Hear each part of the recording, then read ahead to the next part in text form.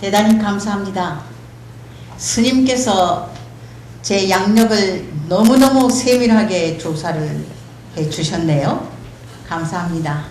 거기에 한 가지 더 덧붙인다면은 이 자리에 계시는 보살님과 같은 일을 소개하겠습니다. 그건 뭐냐 하면 혹시 결혼 안 하신 분은 제외하고 아내요, 며느리요, 아이들의 어머니. 그래서 저도 가정생활을 하고 있다는 것이 아마 공통점일 것 같습니다. 그러는 가운데 저 사람이 과연 나이가 얼마나 됐을까 하는 게 굉장히 궁금거리랍니다. 몇 살로 보이십니까? 제가 115살이라고 저는 얘기하고 싶습니다. 왜? 결혼생활 50년, 아들이 3형제 있습니다. 그 다음에는 방송생활 32년, KBS에서 아까 스님께서 소개해 주신 바와 같이 KBS에서 출발을 해서 그 다음에 MBC에 가서 합해보니까 30여 년을 방송생활을 했습니다. 현재도 약간의 그 공식 직책은 아니로되 관여는 하고 있습니다. 그 다음에 바로 예지원이 어디에 있는지 아십니까? 그런데 왜 한 번도 들리시지 않습니까? 부처님은 인연을 맺어주신다고 하셨는데 아마 인연이 오늘 닿았나 봅니다. 여러분이 오며 가며 이렇게 이제 바라보시면은 오늘이 생각나서 여기가 강영수가 있구나 하는 것을 생각해 주시라고 믿습니다. 뭘로 써있던가요? 간판이? 한글입니까? 한자입니까? 그냥 모르는 거예요. 무심코 그냥 저게 뭐 한자로 써 있습니다. 왜 한자로 써느냐? 37년 전에 제가 불교하고 인연을 맺게 된 우연한 그야말로 길을 부처님의 인도가 있었어요. 대원정사라고 하십니까? 네. 남산에 이렇게 지나오다 보면은 독일문화원에서 오면은 거기에 대원정사 간판이 있어요. 그곳에서 우연히 거기에 오너라 하는 길의 인도가 있었습니다. 저는 그때 불교하고는 전혀 거리가 멀었어요. 그렇다고 다른 종교를 가진 것도 아니었습니다. 그래서 대원정사에서 예지원이라고 하는 간판을 거기에다가 붙이고 시작을 한 것이 37년이 됐습니다. 금년으로. 제가 표정을 보니까 그런 얘기 하러 왔나? 그래서 여러분 아까 제가 얘기한 내용을 합해 보십시오. 100살이 넘고도 남습니다. 한 번도 쉬는 날이 없었다는 제 인생. 그런데 오늘 이 자리에서 여러분과 같이 이렇게 뵙고 또 스님의 그런 그 귀한 소개 말씀을 듣고 하는 것은 우리 사회자께서 저한테 와가지고 여기에 오시는 여러분은 대단히 수준이 높습니다. 원장께서 그냥 평상시 하는 강의 가지고서는 아마 곤란하실 겁니다. 그래가지고 어제 굉장히 서적을 해봤어요.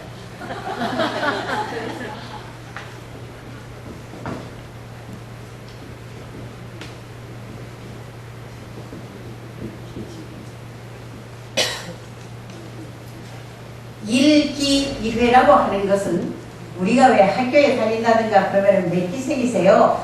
몇 기 동창이세요? 이러잖아요. 그런데 여기에 이 일기는 인생에 한 번, 사람은 한 번 죽지 두 번 죽습니까? 거기에 일기랍니다. 그랬을 때에 우리가 오늘 이 자리에서 만난 것은 요다음에 또 다른 곳에서 만날 수도 있겠지만 이 장소 이 시간에 만난 것은 일생에 한 번이 아니겠느냐 하고 생각을 해서 여기에 영광의 뜻을 적었습니다. 일기일회 이해가 되십니까? 네. 요다음에 이제 자꾸 만나봐야 되는데 그죠? 그래서 오늘 제가 말씀드릴 내용은 가정생활을 얘기를 할까요? 방송생활을 얘기를 할까요? 전체에 대한 얘기를 할까요? 주문하세요. 1초 내로. 손 들고 얘기해 주세요. 좀 까다롭죠? 험방이죠? 근데 어른께서 소리시네요. 전체에 대해서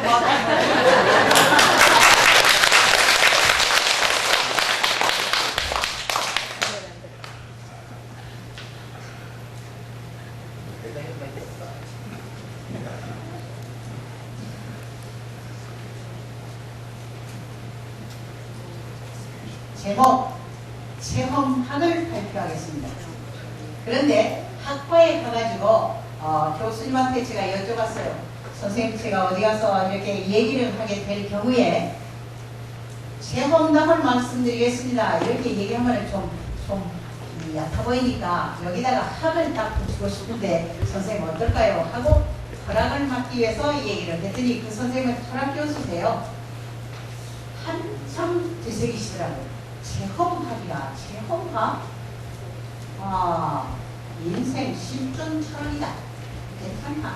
그래서 제가 여기다가 재험감이 아니고 학을 붙은다는 것을 이해해 주세요. 이해하시겠습니까? 네. 그랬을 때 여기 앉아계신 여러분께서도 다 자기의 체험학이 있을 겁니다. 그런데 오늘은 강영숙이라고 하는 그 여인의 체험학을 들어주세요.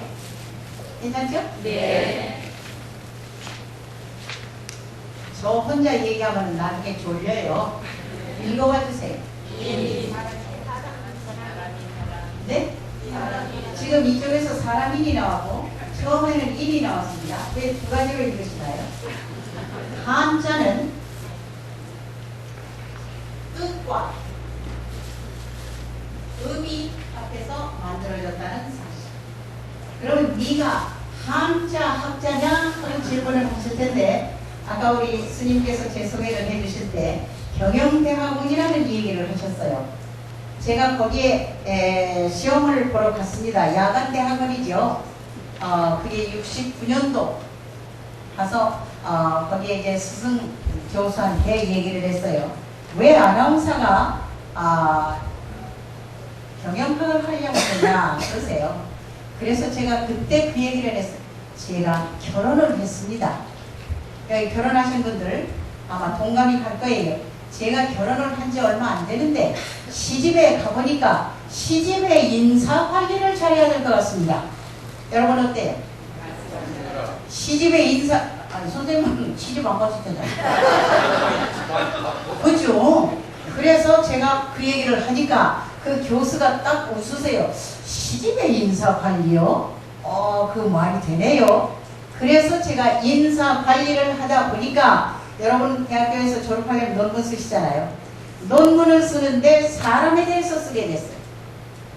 사람 간단한 것 같지만 깊이가 있고 넓이가 있고 희노애락이 있더라고요. 그랬을 때에 이 사람 인자를 연구하게 됐을 때에 자 여기에 한자를 딱 이렇게 썼을 때 한자는 뜻에 의해서 만들어졌다는 것은 여러분이 기히 아실 겁니다. 뜻으로 한자는 만들어졌다. 그러면은 작대기 이거 딱 하나를 내건 뜻이 뭘까? 한자 쓰실 때 만드실 때 옛날에 그러면은 이 뜻은 내가 있음으로 해서 모든 게 이루어진다. 나 자신이 요 작대기랍니다. 내가 있어야 사랑도 베풀고 그야말로 보시도 하고 내가 없으면 아무것도 안 되잖아요. 그리고 이 조건은 뭐예요? 하니까 상대다. 이게 타인이라고 읽기 쉬운데 상대라고 기억을 해주시기 바랍니다. 그래서 나와 상대는 아니불자 둘이 아니다. 불교에서도 여러분 많이 들으셨죠? 자타불이. 그래서 제가 이제 우리 회원들한테 이 설명을 하면서 집에 가가지고 여기 어머니들 생각해 봐주세요. 자기하고 제일 가까운 사람이 누구세요? 이럴 수가 있을까? 결혼들 하셨다면서 남편을 생각할 때는 여러분 가슴이 울렁거려야지. 남편이지요 이래야지 되는데 제가 스님들한테 나중에 야단 맞으는지 모르겠어요. 제가 누구세요 제일 가까운 사람. 그러니까 무슨 생각을 하고 계세요? 남편을 생각할 때에는 가슴이 울렁거려야 돼요. 그런데 우리가 결혼해가지고 스님들 용서해 주세요. 우리 그렇게 하고 사니까요. 신혼했을 때는 시간만 돼도 그이가 올 시간이 텐데 이렇게 가슴 울렁거리는데 결혼해가지고 5년, 10년, 20년 지나다 이런 표정을 저는 다 관찰하고 있어요. 오늘 오기를 참 잘했습니다. 다시 묻겠습니다. 자기하고 제일 가까운 사람이 누구세요? 얘기 안 한 사람 아직도 싫어요? 그래서 제가 우리 회원들이 지금 30만이 거쳐갔습니다. 37년 동안에. 그래서 제가 이 얘기를 하면 저는 다른 강의는 잘 못하잖아요. 그래서 집에 가서 자타구리를 자기하고 제일 가까운 남편 앞에서 해보세요 그랬어. 그러니까 이제 가가지고 했나봐요. 요거 자타구리래 이랬대요. 그러니까 남편이 지금 뭐라고 했어? 그러더래요. 자타구리 잘못 듣고 온 거 아니야? 신토부리. 신토부리는 노래 끝이 나왔잖아요. 자타구리는 잘 이해를 못했나봐요. 그런데 이게 먼저입니다. 나와 상대는 둘이 아니라는 사실. 그러면 강현수 남편과 아내만이 자타구리냐? 아니에요. 내가 있음으로 해서 언제든지 상대가 있다는 얘기입니다. 그래서 나와 상대는 둘이 아니라는 사실.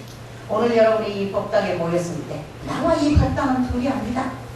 나와 이렇게 모이는 사람은 둘이 아니다는 그 뜻이 여기에 가르침의 그릇이라는 것을 제가 설명을 드렸습니다. 그래서 여기에 이제 우리가 이 뜻을 가지고 자타구리라 하는 생각을 하는데, 그러면 우리가 사람으로 태어났을 때 무엇이 제일 중요하냐 하고 생각을 해보면은 제일 중요한 것이 일입니다. 일사. 잘 때는 일을 하지 않아요. 그죠? 잘 때는 편안하게 쉬어요. 그런데 눈 뜨면은 일을 시작하는데, 일을 하는 것이 사람으로서 밥하고 세탁하고 사무실에 가서 일 보고 하는 것도 다 일인데, 우리가 사람으로서 도리를 깨달아야 되고 그거를 행해야 되는 것은, 보이시는 분 읽어봐 주세요. 그게 인사하는 것이 일이랍니다. 제가 이 논문을 내느라고 공부를 했어요. 그러면은 여기에 계신 우리 어머니들한테, 여자들이니까 허물이 없잖아요. 저는 아까 어른께서 질문하실 때 그냥 뭘? 그러면 인사를 우리가 한다고 하는 것이 기본인데, 아침에 일어나셔서 누구한테 인사를 제일 먼저 어떻게 하십니까? 양심적으로 누가 얘기해 봐 주세요. 여자가 해주세요. 생전하면 아이고 인사는 쏠라내 해야지 뭘 인사를 해요. 이것이 문제였어요. 그럼 얘기를 바꿔서 교육은 어디서 합니까?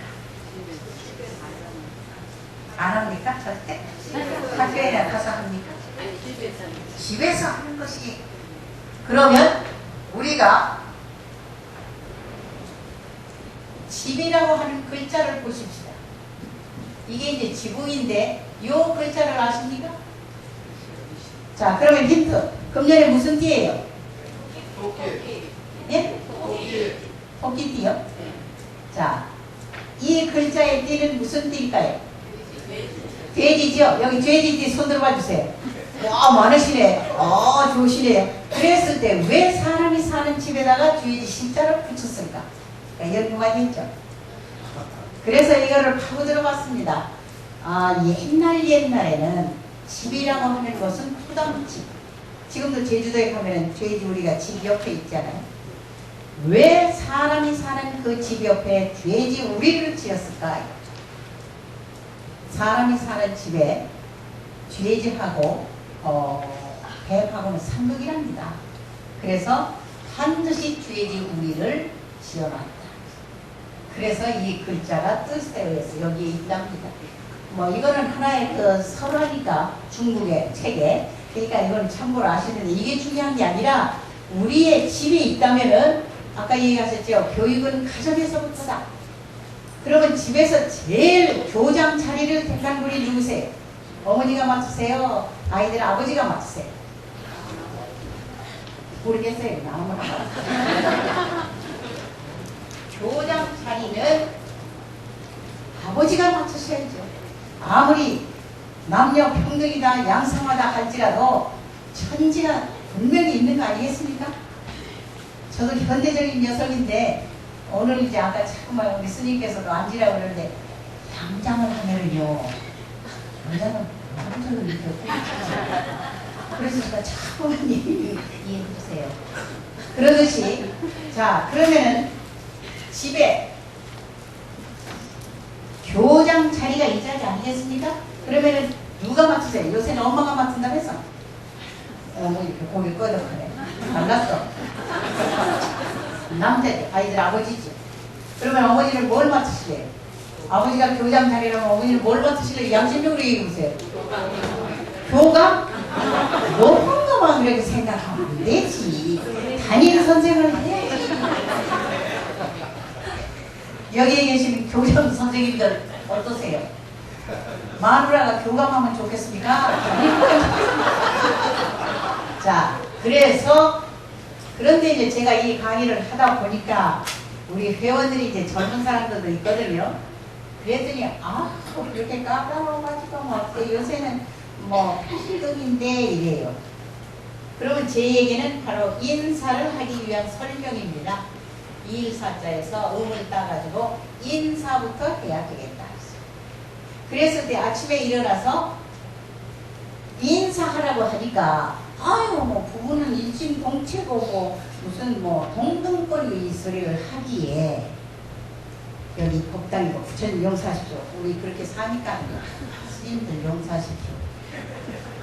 이럴 때는 안 들으셔도 돼요. 그러면은 우리가 이제 가장이라고 하는 뜻을 잘 때는 가장이 절대 아닙니다. 그걸 명심하셔야 돼요. 그러면 인사하라고 그러니까 그러면은 어떻게 해야 되나요? 그런데 인사를 해야 할 때가 있고 안 해야 할 때가 반드시 있으니까 그걸 졸다가 듣지 마세요. 여기에 부부는 어느 장소 몇 시부터 몇 시까지 어느 장소에서 부부입니까? 더 알기 쉽게 할까요? 여기 부처님 이해하실 거예요. 침실에서 그때만이 부부입니다. 그렇다고 인사하라고 그랬다고 해서 저 예전 선생님인데 인사 안 해 그랬다고 오늘 저녁에 여기 딱 들어가가지고 여기를 침실이라고 우리가 얘기하죠. 여기 들어가서 몇 시부터 늦어도 12시부터 아침 6시까지는 이 자리에 여러분이 계시는 게 부부일 거예요. 맞습니까? 따로 잡니까? 따로 잡으니까 또 문제가 생겨요. 대답해 주세요. 그럼 이 자리에서 주무십니까? 부부는? 네. 그렇게 약해가지고 남들 사랑하지 않아요? 정열에 넘쳐 흘러야지. 그러면요! 이래야지. 그냥 막상 그 사람 그거 하지 말아주세요. 그냥 남편 얘기만 나오면 흥이 나야지. 시장에 가서도 그리가 좋아하는 순이야 이러고 사야지. 그러니까 자꾸 좋아하는데 좋아요. 그런 정신으로 살려고 부처님이 우리한테 깨우쳐 주시는 거 아니잖아요. 자, 그럼 다시 여기로 들어가서 이 자리에서 그럼 몇 시부터냐? 늦어도 12시부터 아침 6시까지일 거예요. 그 전에 주무시는 분도 있지만 이게 평균. 그랬을 때 이 자리에서는 절대 인사 안 합니다. 여러분이 강원장의 이 얘기가 의심이 가면은 오늘 저녁에 테스트를 했어요. 오늘 저녁에 가서 아니 주무세요. 어디 가려고 이 시간에 또 몸에 있어 이러는데 여기에서는요 그야말로 일생에 딱 한 사람의 열이 맺어진 부부예요. 그러니까 여기에서는 존댓말도 안 써도 돼. 불 끄주시기 바랍니다. 무서워서 못 자요. 너무 이해를 시킨다고 이 자리에서 막 책임을 무섭다니까.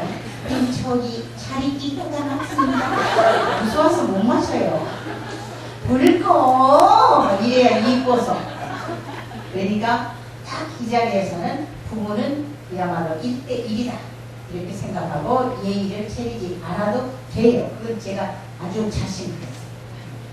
그러니까 실습을 해보시라니까. 여기 이 부자는 다 했습니다. 못 자요 무서워서. 안 잘 거야 이래야 이뻐서. 자 그럼 시간이 이제 12시까지라면서요. 그래서 이 자리에서는 아까 예의를 차리지 않는다는 걸 참고해 주세요. 그런데 여기에서 딱 나오면은 부부가 아니고 아이들의 제일 어른이라는 표시를 하시고 교감이 아니고 본인은 담임 역할을 해주세요. 아이들을 보살피고 챙겨주고 교장 말도 잘 듣고 교장한테 아이들에 대한 보호도 하고 이게 엄마가 아이들 가정교육이더라니까요. 어떠세요? 이 얘기가 별로입니까?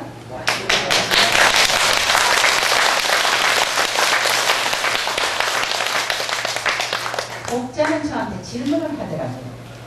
그러면 강원자는 절대 부부싸움은 안 하십니까? 싸움이 아니라 의견이 안 맞을 때가 있지요. 또 그 사람이 강요를 할 때가 있지요. 그러면 아이들을 보는 데서는 절대 반대 의견을 하지 마세요. 네, 해주는 거예요. 그리고 그게 지나면 어느 날 아까 그것은 이렇게 했으면 좋을 것 같아서요 하면은 그 사람 이 사람이 마음을 돌리는구나 하고 느낀다니까요. 그때 우리는 관세음 보살이 되는 거 아닙니까? 부처님이 우리 막 구박하고 그러십니까? 부처님 말씀은 다 좋은 거예요. 부처님 앉아 계시니까 다 좋죠. 자, 그랬을 때에 바로 이 자리에서만이 1대1이고 총수가 없다. 그런데 이 자리에서 6시에 나오면은 바로 엄마는 담임 역할이 되니까 교장한테 말로라도 인사를 하시는 습관을 아이들한테 보여주고 들려주세요. 크게 해주세요. 아이들이 듣도록. 편히 주무셨지요? 이렇게. 그러면 내일 아침에 이별이 생길 겁니다. 왜 그래? 같이 자놓고. 뭐가 필요해? 얘 다 싫어해. 놀란 거 아닙니까? 지금까지는 일어나. 오늘도 덥대. 이게 통계. 저는 아주 통계를 다 가지고 얘기를 하니까 믿으세요. 그래서 자, 그러면은 여기에서 우리가 인사는 사람이 해야 할 일이라 하는 음을 따가지고 한자에 풀이를 해봤습니다. 이해가 가십니까? 네. 자, 그 다음에는 그러면은 이제 여기 남자 어른들께서는 맞죠? 강원장 얘기가 맞아. 이제 인사 계속 하겠다. 그랬을 때에 아버지들께서는 오늘도 자루다 해요. 이런 대화가 있어야지. 아침 알아? 뭐 이러면 알았다. 침실에서는 턱으로 하시든지 뭐 손으로 하시든지 두 사람이 관계니까 상관이 없는데 아이들이 본다고 하는 데에서 우리가 생각을 해봐야 되지 않겠느냐. 그러면서 살아가는 것을 저희는 인생살이라고 합니다. 하루에도 여러 가지가 있습니다. 저는 아침에 일어나면은 작은 부처님 이렇게 모셔놨어요. 그리고 거기에다 정화선을 줘서 올립니다. 그리고 아까 여기서 하신 반야신경을 외우는데 이것도 잡음이 오니까 아까 한 것 다시 하고 하는 일도 있어요. 그래도 합니다. 그것이 제 마음이구나 하는데 이제 우리가 사는 것이 여러 가지가 있는데 멋있게 삽시다 하는 얘기를 하는데 꼭 반야신경을 하는 것만이 멋이라고 저는 얘기합니다. 어떻게 살아야 멋있게 사느냐 하면 인생살이 사람이 산다고 하는 건데 그 사는 것을 멋있게 사는 방법은 우리가 이제 생활인이라는 말을 하는데 다 생활인이지 않습니까? 이 활자에다가 기를 넣어줍시다 했어요. 기. 활기 있게 살 것, 생기 있게 살 것. 눈 뜨면 움직이는 게 다 사는 거죠. 그랬을 때 가족에서부터 아내가, 엄마가, 며느리가 딱 생길 때 모두들 일어나셨네요 하는 거와 일어났어요. 할때 준비했어? 절대 그러지 맙시다. 그래서 어머니의 위치가 제일 가정의 핵심이 아니겠는가. 그래서 활기, 생기. 그러면 이 활기, 생기는 어디에서 나오는데요? 이거 돈 있어봐요. 다 활기 있고 생기 있지요. 그럼 돈 없는 사람은 다 죽어야 되나요? 아니잖아요. 그러면 이 기라고 하는 것은 돈에서 나오는 것이 아니고 읽어봐 주세요. 다 같이. 와, 이제 후름으로 읽으시네. 그랬을 때에 마음을 본 적이 있으십니까? 마음을 본 적이 있으십니까? 제가 이제 논문을 쓰는데 사람 인자는 풀이를 이렇게 해갔습니다. 그런데 이 사람을 움직이는 것이 무엇일까? 그거를 써내야 되지 않겠어요? 도무지 알 수 없어요. 그래서 마음은 그래도 어딘가에 있겠지. 그래가지고 이제 요소요소의 유명한 분들을 찾아갔습니다. 그분들을 얘기하자면은 아마 1년이 걸릴 거예요. 그러면 그 중에서 제일 중요한 것만. 먼저 외과 의사한테 찾아갔습니다. 선생님은 인체를 해부해 보시니까 마음이 어디에 있다고 생각을 하시나요? 하고 물었더니 마음은 창자에 있습니다. 그래요. 창자는 순대인데. 아니 어떻게 창자가 마음이 될 수 있나요? 그랬더니 이분이 그거는 논문을 쓰는 사람이 연구를 해보세요. 그래서 마음은 창자에 있다는 그 장을 찾기 시작했어요.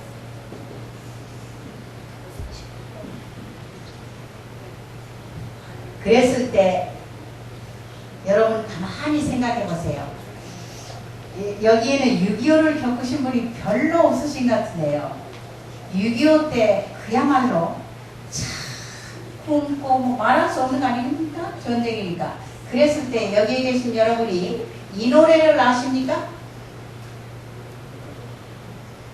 단장 뭐뭐뭐뭐. 역시 아시는구나. 무슨 구에 있는지 아십니까? 보남동에 있어요. 옛날에는 그곳이 전부 공동묘였습니다. 지금은 일급지잖아요. 그러면은 단장의 미아리 고개를 작사 작곡한 사람이 지금 살아계세요. 한영월 씨, 90몇 살이세요. 그분 찾아갔어요, 제가. 그래서 선생님이 왜 단장의 미아리 고개에 공목을 단장이라고 붙였나요? 눈물의 미아리 고개, 한마는 미아리 고개도 될 텐데 왜 단장을 붙이셨습니까? 그랬더니 이분이 이 얘기를 하세요. 자기네 집에 남자라고 하는 남자는 전부 그야말로 그 가사대로 묶여가지고 철사줄을 꽁꽁 묶였잖아요. 그 가사는. 그런데 막 줄로 묶이고 하면서 막 때리고 이거를 자기가 어렸을 때 봤답니다. 눈물의 미아리 고개, 한마는 미아리 고개 가지고서는 그 환경의 표시가 너무 약하니까 장이 끊어지는 심정이다 하는 단장을 붙였습니다. 제 논문에 썼어요. 그걸. 마음은 장에도 있나 보다. 그러면 여러분도 논문을 써보셨겠지만은 논문이라고 하는 것은 근거 없이 하면은 본 접수가 안 되잖아요. 단장의 어원을 찾았습니다. 원숭이가 나와요. 이거는 이제 그 논문의 재료에서 얻은 건데 원숭이가 새끼를 낳아가지고 새끼 먹이를 찾으러 간 사이에 그 새끼를 뱃사공들이 훔쳐가지고 배에다 싣고 막 가는 거를 애미가 와서 보니까 땡땡 소리가 나면서 막 가거든. 그러니까 이 애미가 새끼를 찾기 위해서 수영도 못한대요, 원숭이는. 근데 수영을 하고 막 가서 새끼를 찾려고 하는데 죽었어. 이건 이제 하나의 설화겠죠. 그런데 딱 보니까 장이 끊어져 있더라 하는 얘기. 그래서 단장이라고 하는 건 그렇게 애절하답니다. 그러니까 우리의 6.25의 한마는보다도 장이 끊어지는 심정이기 때문에 단장의 미아리고개라고 했다는 것을 제가 논문에도 썼고 안영월 선생님을 그야말로 제가 감히 추천을 해서 지난번에 500만 원 참았어요. 이제 이런 인연이 연결이 이렇게 되니까 여기 혹시 단장의 미아리고개 노래 하실 엄마 있어요? 안 했는데. 그 다음에 여러분 탄호 스님을 기억하십니까? 탄호 스님 모르죠? 훌륭하신 분이잖아요. 그런데 이제 저희가 아나운서를 할 무렵인데 저는 그때는 이제 초년생이죠. 그 탄호 스님은 더 잘 아시겠지만은 함부로 발설을 안 하시고 그분이 발설을 하시면 그게 그대로 맞는다는 얘기입니다. 그런데 어느 날 저희 아나운서 실장께서 그분을 섭외해가지고 인터뷰를 하러 가게 됐어요. 그런데 저는 감히 그런 어른을 만나뵐 수가 없잖아요. 애송인데. 그래서 저희 그 선배님한테 저 좀 데려가 주세요. 거기 가가지고 제가 모든 심부름을 다 할 테니까 저 좀 따라가게 해주세요. 그래서 따라갔어요. 그때 당시에 저는 지금은 뭐 세월이 흘러서 저도 이제 노장에 속하지 않습니까? 그런데 그때 당시에는 참 무식한 점도 있고 뭐 여러 가지가 있었는데 저는 훌륭한 분에 대한 존칭은 선생님이라는 존칭이 최고로 알았습니다. 그래서 거기 가가지고 타노스님 방에서 인터뷰를 이제 저희 실장님이 하시게 됐을 때 그 사이에 이렇게 보니까 차 도구가 이렇게 있으세요. 조례방은 다 있잖아요. 그래서 제가 이제 그 스님한테 선생님 저는 스님이라는 소리를 못했죠. 제일 최고는 다 그때 아니었으면 지금 스님한테도 선생님 그랬을 거예요. 그때 그 타노 스님한테도 선생님이라는 칭호를 썼어요. 선생님 여기 차가 있는데 제가 차를 만들어서 지지 뭐 이렇게 조심스럽게 그러니까 그러죠. 올려놓은데 이래가지고 차를 이렇게 해가지고 딱 해서 선생님 여기 차 이렇게 가져왔는데 맛이 없더라도 드시죠 하면서 이제 막 눈치를 보면서 이렇게 했어요. 그러니까 고맙습니다 뭐 이러시면서 이제 차를 딱 드시더라고요. 그런데 전화벨이 딱 울려요. 지금 같은 핸드폰은 상상도 못하죠. 그래서 제가 빨리 가가지고 이제 전화 애교를 막 떠든 거예요. 딱 가가지고 수화기를 들고 선생님 전화가 왔는데 전화 먼저 받으시겠어요? 그러죠 하고 전화를 딱 받으시는데 나 정단합니다 이러시더라고요. 이분이 굉장히 훌륭하시다는데 왜 중이라고 그럴까? 용서하십시오. 여기 참 중님들 해서 그러면서 뭐 이러시더라고요.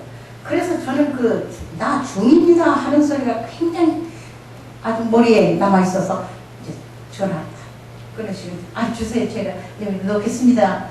선생님. 그러고 난 다음에 제가 빨리 질문을 했어요. 왜냐하면 기회를 놓치면 안 되잖아요. 선생님 제가 한 가지 여쭤봐도 될까요? 다른 데서는 다 그렇게 안 하는데 왜 나 중입니다 이렇게 하시는지 저는 선생님이라고 그러는데 잘못이 이렇게 의문을 했어요. 그러니까 그 중이라는 게 좋은 거예요. 저는 모르고 그냥 선생님이라고 한 거를 용서하십시오 중님. 이게 유명한 얘기로 남았습니다. 그랬더니 타노 스님이 굉장히 생골생골 아주 기쁜 표정을 하시더라고요. 그래서 제가 참 아주 무식해가지고 모르는 것을 용서하십시오. 또 중님. 그 다음에 제가 기회를 놓치지 않기 위해서 그야말로 그 선생님한테 뭔가 차지해야 되잖아요. 논문 써야 되니까. 제가 한 가지 중님께 꼭 배워가야 할 것이 있습니다. 혹시 중님께서는 마음이 어디 있다고 생각을 하시는지요? 논문 써야 되니까요. 그랬더니 참 이 중님께서 마음은 머릿속에 있지요 이러시더라고요. 여기 계신 어른들이요 마음이 머릿속에 있다고 생각하십니까? 저는 이해가 안 가더라고요. 그래서 감히 제가 그 중님 저희가 학교에서 배웠을 때에는 머릿속에는 뇌가 딱 있어가지고 대뇌, 소뇌 아니면은 좌뇌, 우뇌 이렇게 배웠는데 그 사이에 마음이 어디에 있는지요? 그러니까 이분이 마음은 머릿속에서 딱 이 육체에 지시를 하면은 그때 육체가 움직이는 것이요. 저는 못 알아듣겠어요. 그 말씀조차도 못 알아듣겠어요. 그래서 저는 도무지 잘 못 알아듣겠는데요. 그랬더니 이분이 아주 불쌍한지 기가 막힌지 글쎄 그거를 그렇게 모른다면은 글귀를 딱 써주시더라고요.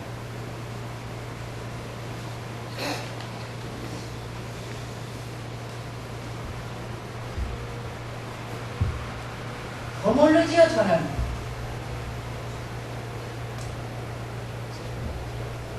이 글귀를 딱 써주시면서 자기 자신이 즐거워서 하는 일을 피로가 오지 않는다는 설명입니다. 그러니까 자기 머릿속에서 어떠한 일이 이렇게 딱 왔을 때에 이거는 내가 즐겁게 받아들여야지. 이 일은 내가 즐겁게 해야지. 그러면은 필요가 안 오는데 그냥 처음부터 그냥 이걸 왜 이러면은 거기에서 병이 온다 이 뜻이랍니다. 저는 그 뜻을 이제 모르고 이 글귀만 잘 받아가지고 방송에 들어와서 회장님께 갖다 보고 겸 잘하는 표로 이렇게 내놨어요. 최석재 회장님이라고 지금은 타계하셔서 안 되시지만 그분 대단하신 분이세요. 논설위원을 하실 때 국가를 흔들어 놓으신 분이거든요. 그런데 그분이 이렇게 딱 보시더니 참 복이 많군. 좋은 글귀를 받아왔네 이러시더라고요. 그래가지고 그때부터 이 글귀를 제 인생에 나아가서는 이렇게 여러분 앞에 발표하게 된다는 얘기입니다. 그러니까 예를 들면 이 얘기가 바뀌어지는데 여러분 요새 우리 설날을 차례를 지내시지요? 안 지내십니까? 지내죠? 그러면 그 제수 음식을 언제 창만을 하시나요? 우리 여자들끼리 하지 않아요? 언제 창만하세요? 네? 그 전날, 설달 금음날. 저는 6대 독자 집이기 때문에 4대 봉사를 하는데 대단히 많이 창만을 합니다. 저도 설달 금음날 했어요. 그런데 어느 날 딱 생각이 오더라고. 아하, 설달 금음날 해서 차례를 모신다고 하는 것은 물론 옛날부터 그렇게 해 내려왔지만 지금의 이 시설로 우리 주방의 시설로 1년을 묵혀서 조상에게 올린다는 것은 안 되는 거 아닙니까? 내가 좋아하는 날 해봐야겠구나 하는 결심을 하고 그게 10년 됐습니다. 10년 전에 어느 날 딱 아침에 5시에 일어나고 그 전날 준비는 다 했죠. 그잖아요? 그래서 5시에 일어나서 그야말로 8분의 이 매를 다 올려야 되는 물건을 하는데 딱 9시면은 차릴 수 있게 되더라고요. 그러면은 다른 때 같으면은 그렇게 많은 일을 이렇게 했을 때 낮에 나는 허리 아파 이런 거 들어줄 거예요. 하나도 안 아파요. 아주 마음이 후련하고 내가 그 제를 모시면서 저희 집에는 여자도 다 참여를 합니다. 어떻게 눈물이 나는지 그 눈물은 2가지였습니다. 하나는 몰랐습니다. 지금까지 1년을 묵혀서 드렸습니다. 이제부터는 좋아하는 날 할게요. 이게 오는데 그렇게 기쁠 수가 없어요. 하나도 필요가 오지 않습니다. 그래서 참 좋은 분들의 글귀는 헛되는 일이 없다는 것을 저는 알고 이 일을 여러분 앞에 공개하고 있습니다. 그 글귀 좀 안 보여서 여쭤보세요. 그러면 여기서 갖다 드릴까요? 자, 그 다음에 그래서 이 자리에서 이 글자는 잘 아시겠지만은 이게 이제 3번 바뀌는 거는 여러분이 다 알고 계시라고 있습니다. 요산, 요수 할 때는 이게 요로 변해요. 그리고 악 할 때는 악으로 변하고 여기에서는 요로 바뀐답니다. 참고해주세요. 아자요자모 불이 피하라 이렇게 있는데 그래서 참고해주세요. 나중에 여기 저 사회자한테 물어보시면 돼요. 이해가 가십니까? 근데 이거 거기까지 갖다 줄 수 없는데.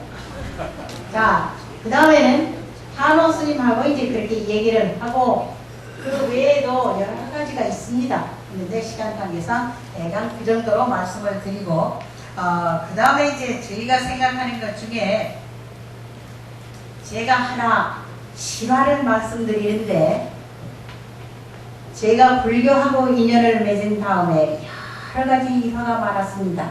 왜? 무식하니까요. 그러는 사이에 불교의 그야말로 지도적인 행위를 할 수 있는 요소를 저는 깊이 감사를 드리는데 어느 날 제가 어느 집에를 갔어요. 그러니까 쉽게 얘기하면 가정교사 같이 한 학생의 그 인성에 대한 얘기를 하러 한 사흘 동안을 약속하고 가게 됐어요. 근데 어느 날 딱 그 집에 어머니가 아유 점심 드시고 가셔야죠 이래요. 그래서 네 해놓고 이제 시간이 다 돼 가는데 그 집에 한 5살이나 6살 된, 5살이나 4살쯤 된 아이가 왔다 갔다 해요. 그 상담하고 있는 방해를. 근데 옆에 이렇게 보니까 밥통이 딱 있거든? 밥통에 밥이 있는데. 근데 그 아이가 다 열더니 그 안에 주걱이 이렇게 놔뒀는데 그 주걱에 밥을 퍼가지고 지가 막 핥아먹고 그러는 거예요. 그래요. 그러니 또 핥아먹은 주걱을 또 거기다 넣고 또 막 쳐갖고 그래요. 제가 이제 이 얘기 상담을 하는 도중에 분명히 있다가 저 밥을 내가 먹어야 됩니다. 안 봤으면 모르지만 그래서 아하 나는 안 돼 이래가지고 빨리 끝내가지고 그 아줌마는 오늘은 내가 점심을 못 먹겠습니다. 오늘은 일찍 가야 되겠습니다. 이래가지고 이제 점심을 안 먹고 왔어요. 그 다음날 갔습니다. 가니까 그 어머니가 아유 더우시죠? 아유 요새 힘드시죠? 이러면서 아유 차를 드릴까? 식혜를 드릴까? 이래요. 그래서 그냥 아무거나 주세요. 이랬거든. 그래서 아유 그럼 잘 되네요. 식혜 드리죠. 식혜를 이렇게 사발에다가 가졌어요. 그래서 아유 왠 식혜를 이렇게 했어요. 그러니까 아유 어제 글쎄 그 밥을 갖다가 그냥 모두 그냥 뭐 선생님도 안 드시고 가시고 그래서 그 밥을 가지고 식혜를 만들었대. 차라리 어제 핥아 먹은 걸 먹을 거. 그러니 그렇다고 식혜를 안 먹을 수도 없고 먹자니 어제보다 더 깨름직하고 그러는 세월 가운데 저는 반야심경에서 어떤 것을 터득했느냐 하면은 스님 제가 이게 맞는지 모르겠어요.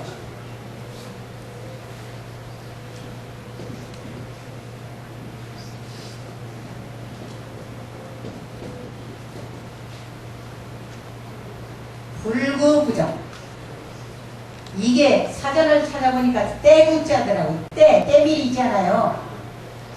그러면 여러분 불구부정이라고 하는 때가 왜 식혜하고 관계가 있느냐 이거예요. 그죠? 그러니까 마음먹기 달렸나 보다. 그래서 불구부정이라고 하는 저 글귀를 저는 참 인용하는데 스님 맞습니까? 거기에 맞춰서 더러운 것도 아니고 깨끗한 것도 아닌 것이 아니냐. 그래서 제가 스님 큰 스님 노장 스님 여쭤보니까 그래 그래서 식혜를 마음으로 어제 거는 잊어버리고 이거는 맛이 있고 이렇게 해서 먹어야지. 뭐냐 이러면은 그 식혜도 더러워지고 그리고 체하고 그러니까 참 모든 것은 마음먹기에 달려있구나 하는 것으로 다시 아까 말씀드린 마음으로 되도록 하겠습니다. 그랬을 때에 이 마음이라고 하는 것을 인체를 움직인다고 하는데 마음은 형태도 없고 냄새도 없고 흔적이 없는데 왜 우리가 마음 그럴까? 제가 이렇게 마음을 연구까지는 아니지만은 하늘 가운데 보면은 기독교에서는 사랑을 내세웁니다. 사랑. 불교에서는 마음을 내세우고 그 외에도 있겠지만 제가 이렇게 그러면 사랑도 마음에서 나오고 다 마음에서 나오는 거다. 그런데 마음이라고 하는 게 이게 묘한 장난을 해요. 마음이 자기인데 그랬을 때 제가 마음을 연구해 보니까 마음은 냄새도 없고 형태도 없고 뭐 아무것도 없는데 그 마음이 나를 움직이더라. 그러면 마음이라고 하는 것은 어디에서 어떻게 나오느냐 시간이 이제 자꾸 지나가네요. 그랬을 때에 몸 안에 있는 거 아니겠느냐. 어쨌든 간에 심장도 마음 심자가 있고 심리도 있고 어쨌든 몸 안에서 있는데 보일 수가 없다는 거예요. 그러면 이거를 보는 방법을 내가 해내야겠다 하고 보니까 저는 마음을 보기 시작했습니다. 그랬더니 혹자는 그러던데요. 강원장 신기도 있나 봐. 마음 본다고 그러니까. 여기 계신 분의 마음이 저한테는 다 보이는데요. 이상하죠? 여러분도 이제부터는 상대의 마음을 보시라고요. 보신 다음에는 적어야죠. 아이의 마음을 잡든지 남편의 마음을 잡든지 시어머니의 마음을 잡든지 그러면 이게 천하평화. 그러면 그 마음을 공개할까요? 하지 말고 끝낼까요? 오늘 끝내야 두 번째 부르지 않을까?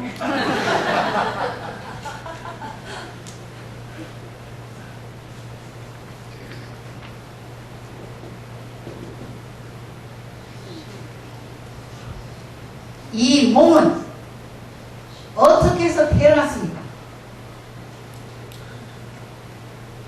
어떻게 해서 태어났어요? 이것은 두 가지가 있다고 봅니다. 왜 여러분이 대답을 안 하실까 하는 이유. 저를 무시한 거죠. 그러니까 대답 몰라서 안 하신 거 아니잖아요. 아이고 뭐 그런 거 다 질문하고 해봤었어.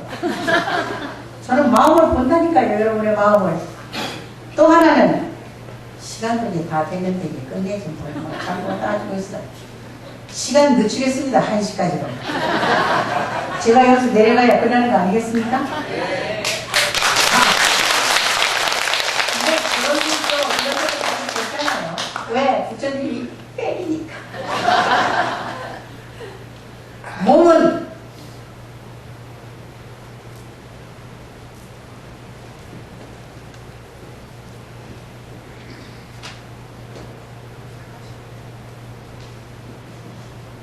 이러잖아요.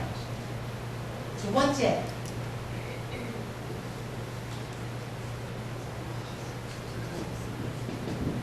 여기에 100몇 가지가 있잖아요. 그러면 여기에서 이제 제가 이렇게 얘기를 해보면은 부생아신 하시고 이 풀이를 해봐 주세요. 여기 굉장히 수준이 높다겠죠, 사회자. 자, 풀이해 주세요. 아버지가 나를 낳으시고 아버지가 낳았어요? 개가 들어가야 됩니다. 아버지는 절대 못 낳아요. 아버지 낳으시는 분이 이 세상에 없어요. 그런데 제가 이렇게 해보면은 한 80%는 낳으시고 낳게 하셨다. 그럼 왜 그러느냐? 아버지는 씨를 주는 거예요. 그러면 어머니는 기르시는 거예요. 그렇잖아요? 씨가 없으면 어떻게 기르겠어? 요새 뭐 의학적으로 뭐다 있지만 그거는 막.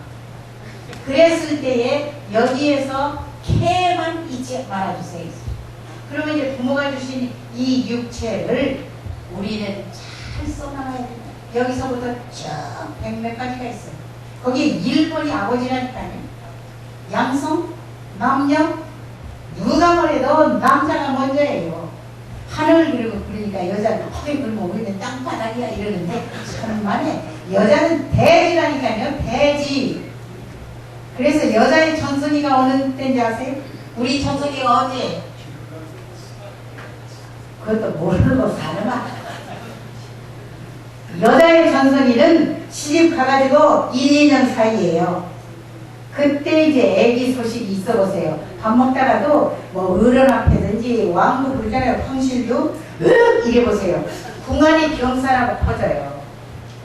지금 만일에 오늘 가가지고 여러분 이래 보세요. 왜 그래요? 빨리 화장실에 가. 이러지. 언제부터요? 언제부터요? 그래가지고 뭐 시어머니도 뭐 남편도 뭐 먹고 싶어. 이때가 황금 시대라니까요. 그래서 여자는 임신을 딱 했을 때 딱 대우도 받고 그래서 그 아이를 소중히 기르는 역할을 하는데 땅바닥은 절대 아니에요. 돼지 역할을 해야 된다니까요. 자, 그건 그렇고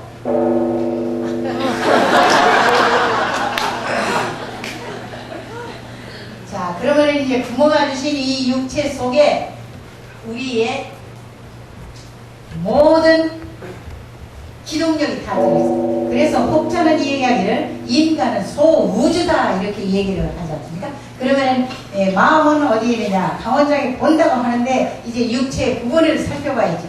마음은 어디? 이제 여러분이 오늘 저녁에 가시거든. 그 마음을 다 식구들 마음을 잡으시다 했어. 잡으라는 게 나쁘게 한 게 아니라 저 아이가 지금 이렇구나. 남편이 오늘은 기쁜 일이 있었구나. 뭔가 오늘은 좀 잘 안 되고 이렇게 해서 위로하는 거. 그랬을 때에 바로 뭐 어디를 봐야 되느냐 하면은 눈입니다. 눈. 그러니까 이 자리에서 여러분이 얼마만큼 제 이 강의에 집중을 하고 마음을 합해주느냐를 여러분의 눈을 보면 알아요.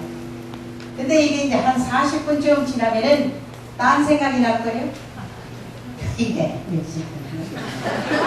아까 1시까지 한다고 그랬는데 내가 12시 반에 약속했는데 지금 종치는 거는 정시 이루는 거고 강의 끝나는 건 절대로 아닙니다. 자, 그랬을 때에 그 육체 가운데에서 눈이 뭐냐 하면은 마음을 표시하는데 이 마음은 바로 이 글자입니다. 무슨 글자죠? 틀렸으면 지적하세요. 이게 뭐라고 있죠? 여기 수준 높다면서요. 목소리가 작아서 그래. 무슨 자요? 밑광. 네, 맞습니다. 얼굴이 어르신. 뭘 잡수세요? 오래오래 건강하시기 바랍니다.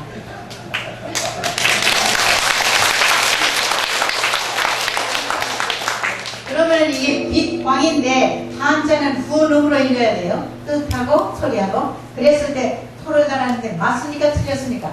1초내로. 뭐가 틀렸습니까? 그죠? 시옷? 시옷. 한 글자.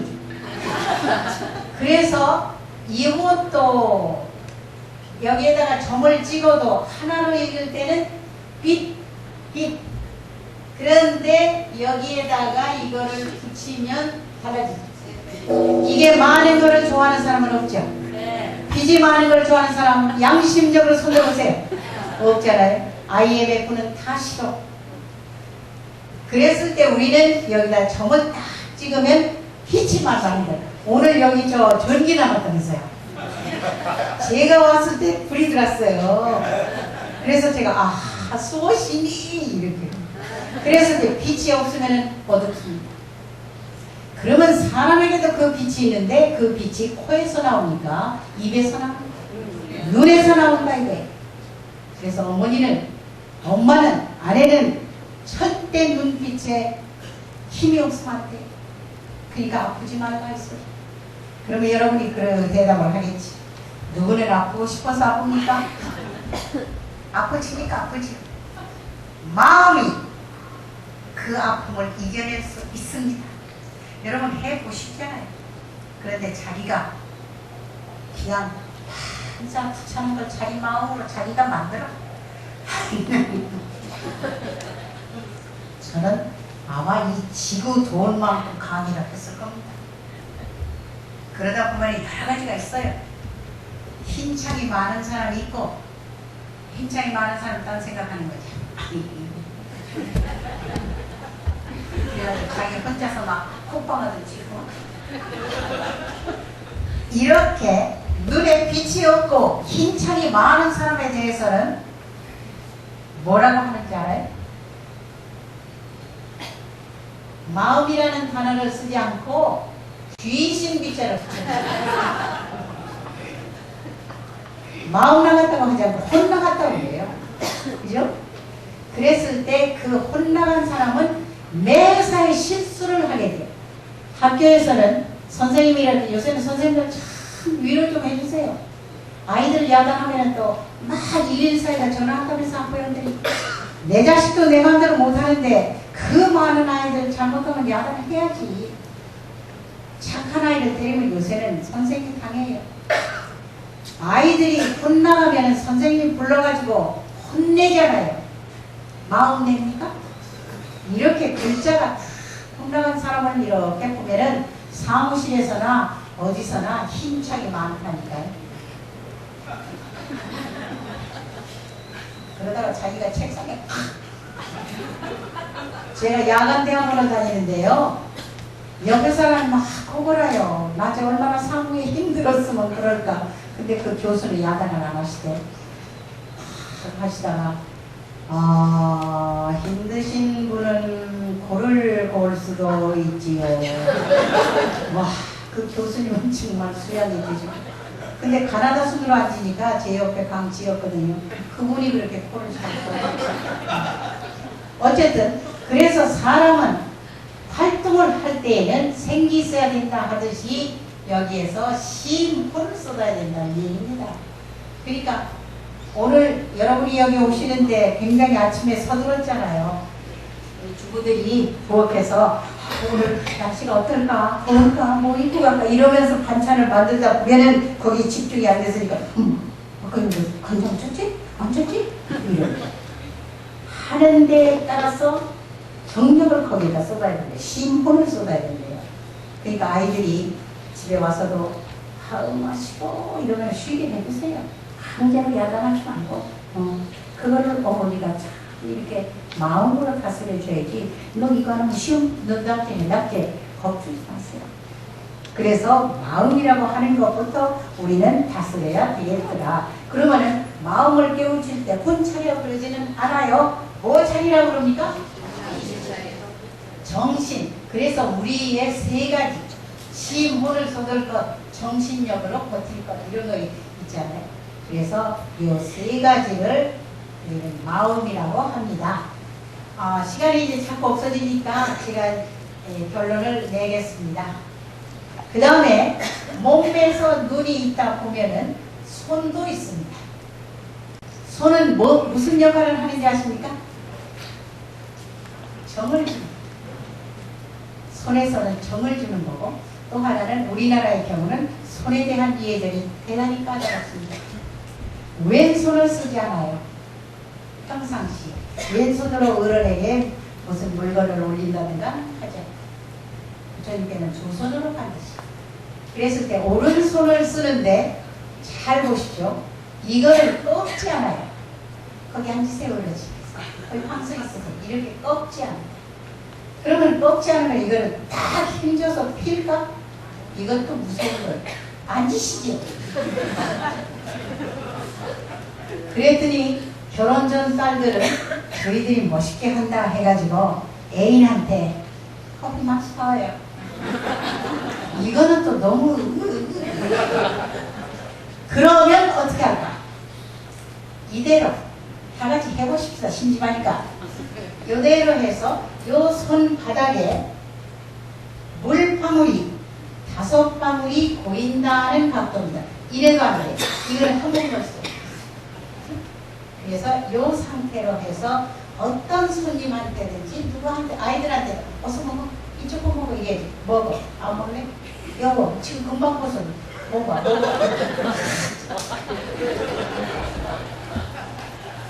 그리고 이거를 꺾으면 안 돼. 거기 앉으시죠. 거기 위험해. 그래서 이 상태대로 하고 이거를 또 너무 이쁘게 한다 해가지고 여보 오늘 저녁에만 한 번만 해보세요. 왜 손가락이 그러면 그거는 강원장이나 하시고 우리는 지금까지 그렇게 안 하고도 살았으니까 하지 마세요. 마음이니까. 그럼 손을 안 썼다고 해보세요. 뭘로 해야 돼요? 턱으로 해야 되죠. 방송 저기 다니고 어느 날 제가 이제 강의를 하러 어느 회사에 초청받아서 가게 됐습니다. 빌딩 앞에는 경비들이 아주 참 어떤 면에서는 삼엄하게 했어요. 혹시 여기 저 상무실이 어딘지요? 상무실이요? 또 그 밑에 이렇게 한 모자 쓴 수의라고요. 그러니까 수의장 좀 되나봐요. 여기서 쭉 가서 엘리베이터가 있어요. 거기 팔찌 누르세요. 팔찌. 이 모습을 제가 보고 그때 내가 이 얘기를 할까? 그래도 남자인데 여자가 그러나 여기에 오늘 이렇게 훌륭한 회사 빌딩에 오는 손님들한테 매번 이럴 텐데 그래서 제가 네 이 일이 있습니까? 이렇게 하고 지나갔어요. 자기는 자기를 모르는 거 아니겠습니까? 근데 우선 뭐 그러나 보다 했는데 이상했던 모양입니다. 아주 사무실에 전화를 딱 걸었어요. 지금 올라간 여자가 뭐 하는 여자입니까? 그러니까 비서 왜요? 뭐 어쩌고저쩌고 하다가 아 오늘 저 직원 예절 교육하고 그러니까 이 수위가 저희가 내려올 때까지 기다리고 있었던데 2시간이 지나서 내려오니까 그 수위장인가 봐요. 아까 사무실에 네 갔다 왔습니다. 제가 아까 잘 못했는데 뭐 이러더라고요. 아, 네, 뭐 그럴 수도 있지요 뭐. 그러나 그냥 손으로 이렇게 하시면은 그게 다 선생님들이 좋아하실 건데요. 아까 이렇게 하시대요. 자연스럽게 얘기를 했어요. 그러니까 이거보다는 그냥 아니 저기 하시면 팔찌 눌러서 이러면 오연이 좋겠습니까? 그래서 아까 왜 이렇게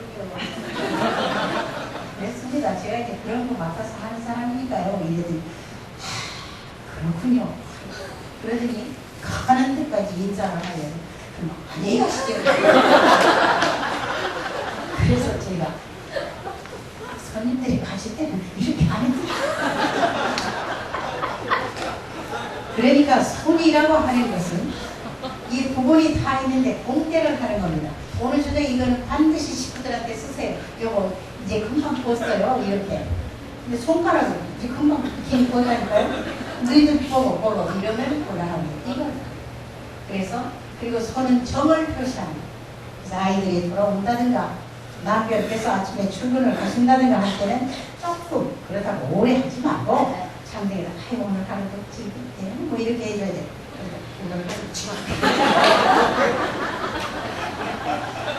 그래서 말로 하는 것보다 손이라고 하는 것이 그렇게 정이 가져가 있습니다. 그래서 이렇게 합창을 한다고 하는 것은 깊은 뜻이 있는 것 같습니다. 제가 처음에 이 불교하고 인연을 맺기 전에는 어느 학교를 갔어요. 학교를 가가지고 보니까 거기 불교 학생들이 100여 명이 모였는데 아침에 합장을 하고 저를 맞이하는데 왜 저 학생들이 이렇게 하는지 몰랐습니다. 처음에. 그랬더니 거기에 이제 그 지도 선생이 저한테 그 얘기를 해요. 맨 마지막에 강의가 끝난 다음에 나도 학생들과 같이 불자예요 하는 얘기를 해주세요. 불자라고 하는 단어조차도 몰랐어요. 불자가 뭐예요? 그러면 다 좋아하는 겁니다. 근데 내가 이해를 못하는데 그래서 끝난 다음에 제가 그 얘기를 했어요. 여러분이 나를 맞이할 때 두 손을 이렇게 모아서 이렇게 해줬는데 하나는 나고 하나는 여러 번 보고 그래서 우리 항상 합하면 좋겠네. 이렇게 제가 그냥 풀이를 해서 합장을 했는데 이 합장이라고 하는 게 그렇게 깊은 뜻이 있답니다. 공경도 하고 전경도 하고 우정도 깊이 돈독히 이런 뜻에서 저희의 손이라고 하는 것은 그런 문제다 하는 거고 그 다음에 끝으로 입은 말을 하고 음식을 먹습니다. 이따 점심 잡수셔야 되죠. 오늘 점심이 없다면서요. 사회자는.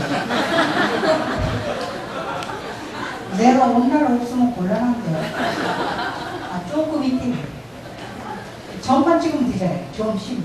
자, 그랬을 때 입은 음식을 먹고 말을 하는데 말이라고 하는 것은 이제 여러분께서도 다 부모님, 그 지역, 또 뜻 이렇게 해서 이어지는데 역시 우리는 표준어를 써야 된다는 것은 국정교과서에서 공부하는 겁니다.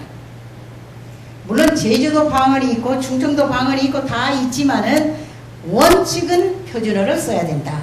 표준어는 어디입니까? 어디를 표준어라고 하는지 아십니까? 그 나라 수도 서울을 얘기하는데 그 나라 수도를 얘기하는 거예요. 일본의 수도는 어디죠? 별걸 다 물어보네. 여기 수준 높다고 그래서 제가 배우려고. 이런 식으로 할 때에 집에서 그냥 뜻으로 할 때는 제주도로 뭐 이렇게 해도 되지만 공적인 이걸 할 때는 반드시 표준어를 써야 된다는 건 참고하시는데 제가 야남사 출신이니까 중요한 것만 몇 가지 참고하십시오. 니은 발음을 절대로 잘해야 된다. 우리나라가 니은 발음이 뭐뭐 들어있습니까? 이거를 모두 이렇게 발음할 거요? 아이들 발음, 본인 발음 잘 유심히 들어보세요. 이것도 이렇게 할 거요? 그러면 이제 10월이 되면은 이게 나오죠? 다 틀리는 거잖아요. 그래서 이 발음을 참 잘해야 되고 이건 이제 발음에 대한 얘기고 그 다음에는 고조장단이라는 게 있습니다. 길게 하고 짧게 해서 뜻이 달라요. 이렇게 한글로 썼을 때 여러분 금방 뭐가 생각납니까? 변소. 생각나죠? 길게 해보세요. 그러면 어디가 생각납니까? 장례식 화장하는 데가 생각나죠? 한글로 요새 써주니까 앵칸 아나운서들이 시신을 화장실로 모시세요 이러더라고요. 시신을 왜 변소로 가져갈까 하고 내용을 쭉 들어보니까 화장하는 대로 모시세요 하는 소리를 짧게 하니까 이게 전부 틀린 거예요. 우리 언어가 지금 엉망입니다. 한자도 그야말로 50대는 모른다면서 잘. 그래서 앞으로의 세대에 이게 정리 안 되면은 우리나라는 대단히 큰 일이 생긴다는 거예요. 언어에. 그러니까 이 언어라고 하는 것에 대해서도 관심을 가져주세요. 이 소리. 자, 그러면 이제 우리가 음식을 먹는다. 우리나라 음식이 지금 세계에 아주 유명해졌습니다. 아주. 어쨌든 간에 뭐든 유명해졌는데 우리나라 사람들은 발효 음식을 먹잖아요. 익혀가지고 먹지 않습니까? 우리 김치 담는데 양념이 얼마나 많이 들어가요. 젓갈 들어가지 뭐 들어가지. 그거를 딱 먹고 어디로 먹어요? 입으로 먹죠. 입으로 먹고 난 다음에 그 먹은 것을 아주 나는 잘 먹었다 해가지고 표시내는 게 있죠. 절대로 안 해야 돼요. 이건 뭐 절대로 안 해야 돼요. 어르신 용서하십시오. 잘 먹었다. 절대로 안 돼요. 그 나오는 거를 어떻게 하느냐 해서 도로 집에 삼켜야 됩니다. 그래서 제가 왜 이 얘기를 이렇게 액센트를 주고 하느냐 하면은 82년도에 그때는 여행하려면은 보안교육을 받아야 되잖아요. 자유센터에서 여기 안 받으셨죠? 모두 젊으시니까. 그죠? 그러면은 거기에서 이제 호텔 매너라든가 이런 거를 하는 거 말고 이제 간첩 문제라든가 이제 안보 문제 이런 것만 했는데 제가 청와대 전두환 대통령께 건의서를 냈어요. 지금 시대가 보안도 중요하지만은 국제 매너가 외국에 가가지고 실수투성이 자꾸 오니까 이거를 해야겠습니다. 해서 그거를 시작한 사람이에요. 그러다가 이제 노태우 대통령 집권이 있다 보니까 소양격이 없어졌잖아요. 지금 외국에 가가지고 실수투성이가 너무너무 많은 거예요. 그건 이제 여러분이 다 하셔야 되겠지, 각자가. 그런데 이제 먹는 음식에 대해서 한국 사람들은 먹고 나면 지금도 저도 그러죠. 이거 하잖아요. 절대 안 해야 돼요. 그럼 나오는 걸 어떻게 하느냐? 도로 집어 넣으십시오. 여러분이 식사 끝나고 나면 반드시 이 속에서 잘 먹었다는 표시로 이게 나올 겁니다. 그러면은 집어 삼키시라니까요. 여기 도교계 의학계에 계시는 분이 계시는지 모르겠지만은 제가 내과 의사한테 질문을 했어요. 혹시 트름이 나오는데 이거를 이렇게 삼켰을 때 여기에 무슨 지장이 있나요? 그런 질문 받아본 일이 없어가지고 모르겠는데 괜찮은 거예요. 이랬는데 괜찮습니다. 근데 이거를 그냥 설렁탕집에서 나올 때가 제일 많다는데 잘 먹었다 말이야. 막걸리 때문일까요? 어쨌든 그래서 그거는 왜냐 발효 음식이 이 안에서 이렇게 해가지고 나오면은 냄새를 맡아보시면 돼요. 얼마나 직건데도. 그래서 우리는 입에 대한 매너 중에서 이제 그런 것이 있다. 그 다음에는 재채기가 나옵니다. 입에서. 이것은 말릴 수가 없어요. 참을 수가 없어요. 그러면은 아이들하고 밥을 먹다든가 이럴 때 재채기가 나왔다. 이러면은 금방 미안해. 이렇게 아이들 보는 데서 이게 습관화될 시대가 왔습니다. 그러니까 외국 사람들이 이제 요새는 많이 있잖아요. 우리말도 잘 알죠. 그래서 외국 사람들하고 식사를 하다가도 excuse me 이러면 된대요. 그런데 어떤 어른이 굉장히 인테리 어른이시래요. 엘리베이터를 딱 타셨는데 재채기가 난 거예요. 찬바람 몰고 들어오시니까. 그러니까 딱 외국 사람이 서 있거든. excuse me excuse me라니까 막 따지셨대요. 어른이. 그거는 따지는 게 아니고 그냥 excuse me 이러면은 매너에 속한답니다. 그래서 이것도 바야흐로 우리 시대에 이제 필요할 때가 왔으니까 참고해 주세요. 그러다가 누구한테 excuse me 절대 그건 도신제. 그래서 우리는 결론으로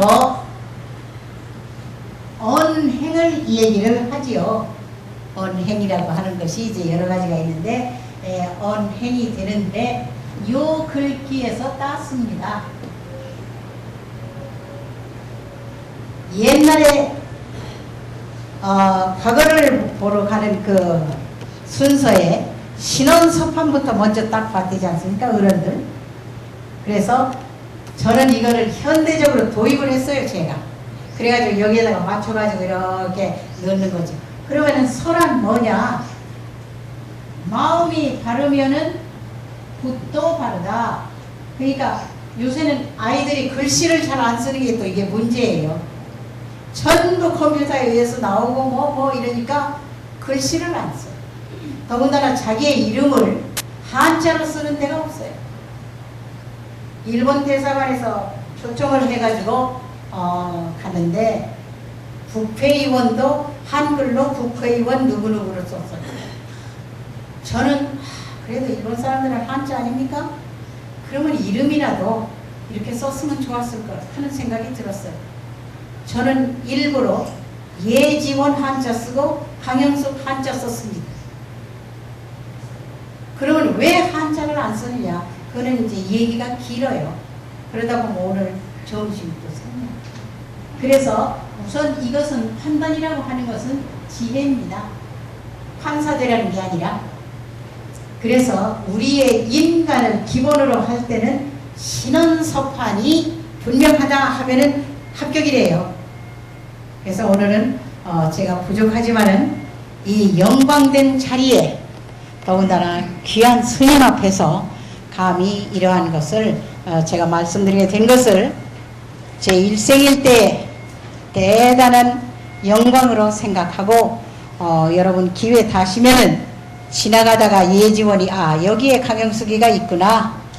그래서 끽다거 하셔도 돼요.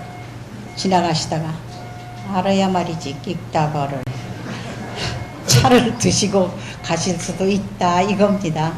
그게 이제 유명한 얘기거든요. 끽다거라는 게 일단 참고해 주시고 아무쪼록 부처님의 뜻으로 여러분 가정에 여러분 모두 다 편안하시기를 부처님께 축원드리겠습니다.